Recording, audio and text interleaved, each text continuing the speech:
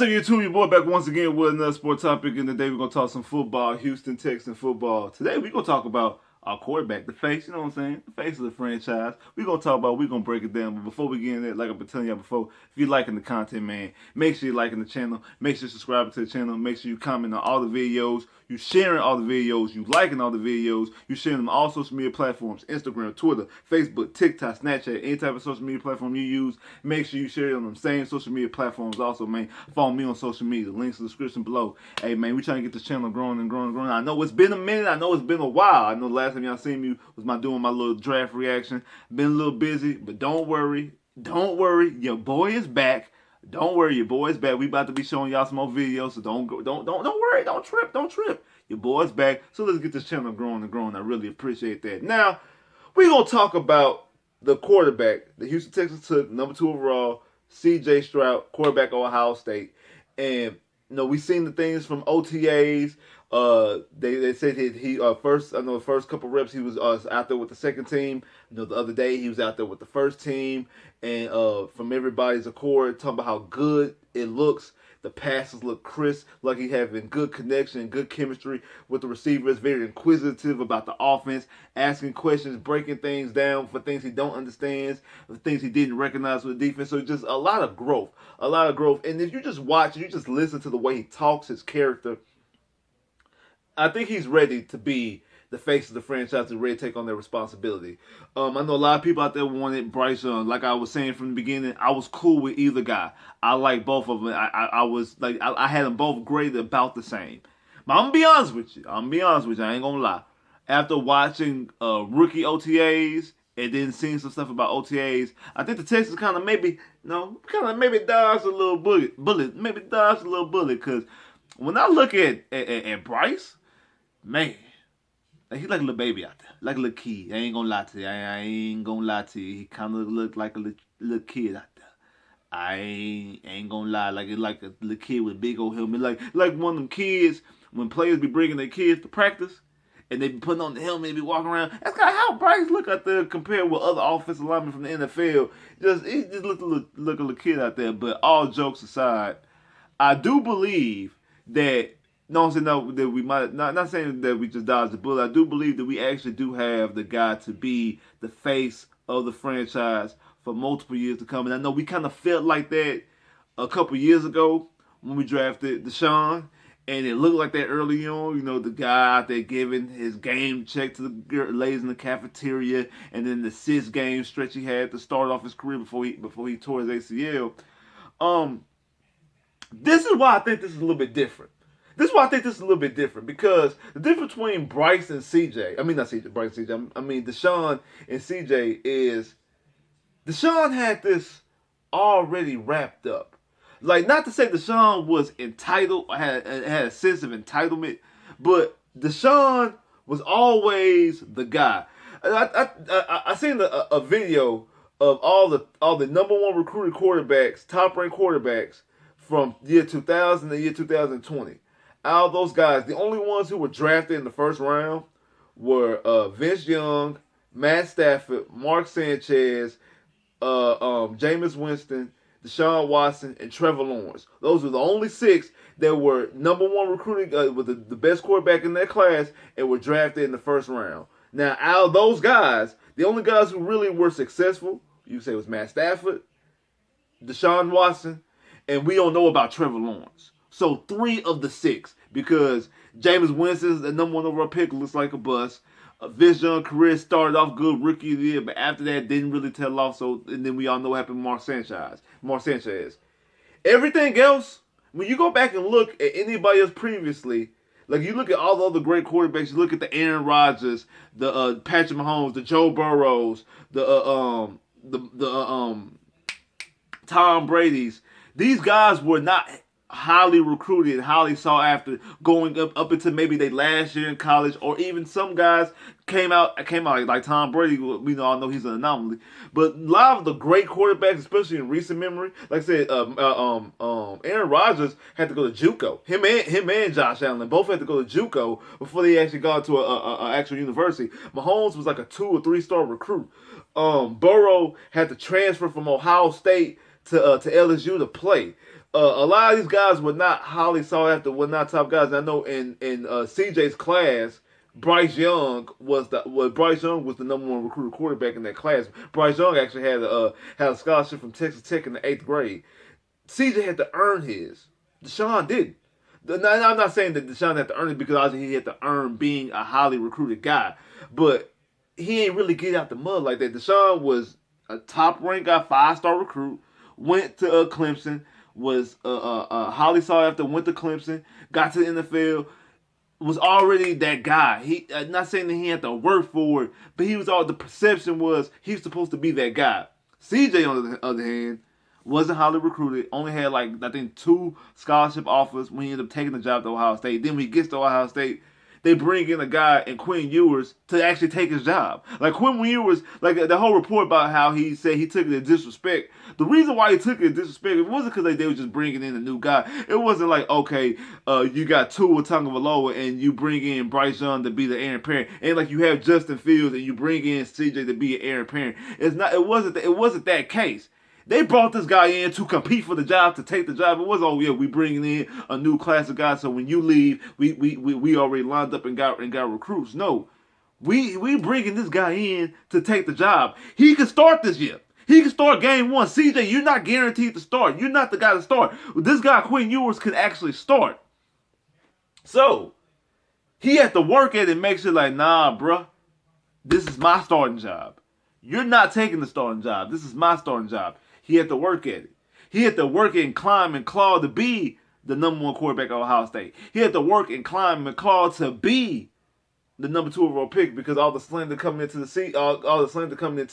draft, or why Bryce Young is a better quarterback than CJ. And CJ, I'm pretty sure, took that as disrespect. Then you got the whole S2 scores and all this. And will they or won't they draft a quarterback and all this other stuff that happened. Breaking out, he's not coachable, and all these other little small things that keep adding to the conversation. And all those things I think is fuel to the fire. Not to mention, he wasn't a 5-star recruit. I think it was a 3-star and ended up being a 4-star after the Elite 11. Goes to the Elite 11 with him and Bryce Young and DJ. They ended up I forgot his last name, is the one who played at Clemson, and ended up being the MVP of the Elite 11. And I think he was saying that when he went in, he was the last one to even get, when he went to the Elite 11 tryouts, he was the last one to actually get the acceptance letter to get to the Elite 11. He almost didn't go there. So we're talking about a guy who's known to get it out of the mud. He's known to go out there and grind and do what he got to do. He'll not talk that talk, but back it up. I'm not going to talk. I'm going to let my play do it. The accuracy that he has, you're not born to be accurate. You got to work at that type of stuff. And no one has questioned how accurate he is. He was the most accurate quarterback in this draft. Might not have the best arm in this draft. Might not have been the most mobile in this draft. But he damn sure was the most accurate quarterback in this draft. He's a pure pocket passer, deadly accurate. He's a sniper from the pocket. And I think that he's ready. He's built tough. He's built for tough. He keeps on saying, he's scarred up. He's scarred. He says it all the time. He's scarred up. He's scarred up, and he's ready to go to war. And I think he is the perfect person to actually be the face of a franchise. I think he's ready to be the face of a franchise because nothing is given to him. He had to earn every single thing. He wasn't born with a silver spoon in his mouth. He wasn't born he's the most talented guy. He wasn't born with the athletic ability. I'm not saying he wasn't born with the athletic ability. He wasn't the guy that, he's just super uber athletic. Because when you go back and think about people like Mike Vick, and then I'm not trying to get on Mike Vick. Mike Vick Mike Vick relied on his athleticism. There's times that him talking about when he was in Atlanta and they would give him film for him to take home. They give him DVDs of film sessions. He put it in his backpack. Throw his backpack in the car and never touch it. Never looked at it, never watched it. To this day, I don't even watch it. I don't know what film that was in Atlanta. I just threw it in there because on game day, he'll go out there and he'll run around and do his Michael Vick thing, and he'll win some, you lose some, but it'll look spectacular. Oh, he's a franchise quarterback. We're whooping the, hey, I was a huge Michael Vick fan. But he had to put that work in. I don't think that's going to be an issue with CJ. Because everything that CJ had, he had to put that work in. Everything he had to put that work in. He had to grind and get it. And because of that, I think he's ready to be a face of a franchise. I think he's ready to be the leader. He's going to lead by example. He's going to lead by his play. And I know people you talk about, he might not be all charismatic, not as charismatic as Bryce, or he might not be able to be what was the word I heard before? A pool house swindler, whatever that means. And when I look at him and you hear everything he says, like he embodies Houston. Like when he got drafted, how he went out there, he was out there throwing out the H, and he went out there and got in the crowd with the fans. They say he's the only player that ever did it. Oh, he's the only player that did that. Get out in the crowd, throwing up the H with the fans and stuff like that. He ready because he heard all that noise. He heard all the noise and everything everybody was saying about him. Bro is ready to go out there and do what he got to do. And I have no questions about it. He gonna put that work in. Because a lot of time, it's not really about talent. A lot of guys don't put that work in or don't have that maturity. He's shown you already that he has that maturity as the work in. Is he gonna have the strongest arm in the NFL? No, he ain't gonna have the Patrick Mahomes on. I ain't saying they're gonna have Patrick Mahomes on. I ain't saying they're gonna be out there running around like Lamar Jackson and Michael Vick and things like that. No, he ain't gonna be doing that. But he gonna be a sniper. He gonna beat you from the pocket. He gonna be able to read. He gonna be able to read, make his reads, check off for safety, look down. If he got to check down the Damian Pierce, he can do that. If not, hey, I'm gonna throw a bomb to Mechie, or I had throw out his Tank Dale, or I had give it to Hudson, or give it to Nico, or whoever else might end up being a receiver. Dalton Schultz as the tight end, like. Being with Bobby Slowick in this offense, also Gerard Johnson, who was his coach at the Elite 11, being his quarterback coach, I think that's going to be a matchup that's very, very underrated. Not to push Bobby Slowick out the way, because I want to see what Bobby can do, especially if offensive coordinator position. If Bobby does well and CJ does well, obviously, Bobby will probably eventually end up leaving, getting a head coaching job, something of that nature. I think no matter what that relationship is, I actually think the relationship with him and Gerard Johnson will be even better than the relationship with him and Bobby Slowick. But like I said, not trying to hurry up and push Bobby out the way, anything like that. I want to see exactly what Bobby Slowick can do from the offensive coordinator position. But like I said, the difference between him and him and Deshaun is that Deshaun was like the kind of like the golden child, you know what I'm saying? Like went to Clemson, beat Alabama in the national championship game, played very well in the national championship game. Everybody loved them some Deshaun Watson coming out of Clemson. Everybody loved Deshaun Watson at Clemson. If I'm not mistaken, Deshaun Watson had to miss a year of football in high school because when his mom got sick with cancer, he had to stop playing football and work. And didn't take away his scholarship. Be like, yo, we know what you can do. We know what you can do. If I'm not mistaken, if I got the story right, I know he missed some time because he had to work to take care of his family because of the situation with him and his mom. So, like, everybody knew exactly what he had. CJ was the one who got the letter to go to the Elite 11 on the last day. Got the letter to go to Ohio State at the very end. Didn't know he was going to get drafted number 2 overall to the very end because all the stuff that people was talking. Every time he got somewhere, it was at the very, very end of it. And he shined. Elite 11 MVP. Got on the last day. Elite 11 MVP. Got recruiting on at the very end of the recruiting cycle. Got to Ohio State. Ended up being one of the top passes in Ohio State history. Leading them to a national championship, a playoff appearance, and would have won it if his receivers stay healthy, or if his field goal kicker kicks a field goal. But again, hey, there's another thing too. Y'all tell me the last time a starting quarterback won a national title and also won a Super Bowl.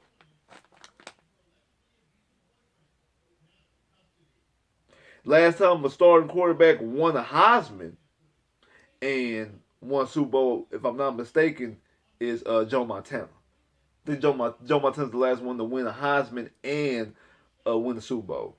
Last one to win a national championship and a Super Bowl as a starter? Now, I'm not talking about as a backup. I ain't talking about, he backed up and won a national championship, or he backed up and won the Super Bowl. I'm talking about starting as a Super Bowl and starting as a national championship. Now, Joe Burrow can change that. Joe Burrow can change that. Cam got close. Cam got to a Super Bowl, won a Heisman, won Rookie of the Year, won MVP, won national championship. Actually won national championship in both college and in NCAA and in JUCO. Won 2 national championships. and almost won a Super Bowl, but he didn't. Burrow got to a Super Bowl, won the Heisman, won the national championship, got to a Super Bowl, but didn't win. But he still got a lot in his career. I think he's the best quarterback in the league.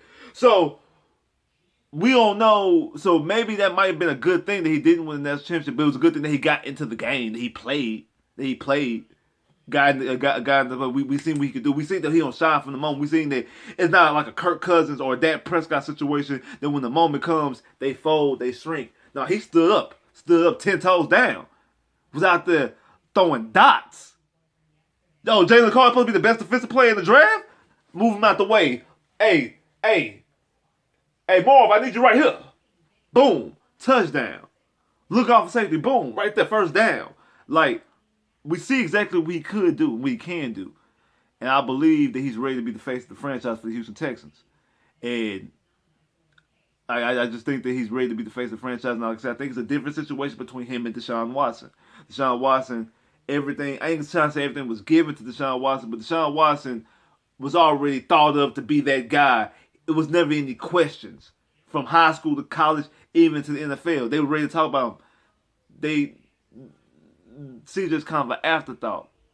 But keep sleeping on them afterthoughts. And they're going to make you pay for every time you go to sleep.